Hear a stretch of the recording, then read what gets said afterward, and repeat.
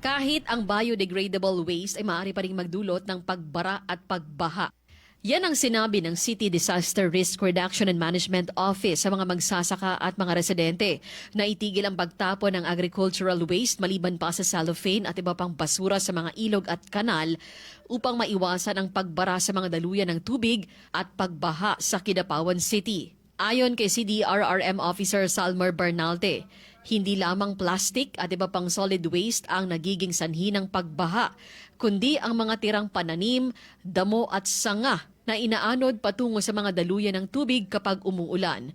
Naniniwala siya na mas magiging epekto ang proyekto kapag makikiisa ang publiko sa tamang pagtatapon ng basura at pangangalaga sa daluyan ng tubig, lalo na sa gitna ng patuloy na banta ng malalakas na ulan.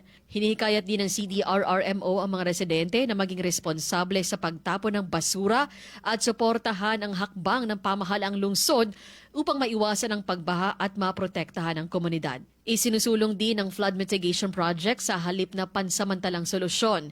Kabilang dito ang paglalagay ng box culvert, desilting sa mga ilog at pagsasaayo sa mga flood control structures sa mga lugar na madalas binabaha. Cherry May Tapia, NDBC Bida Balita.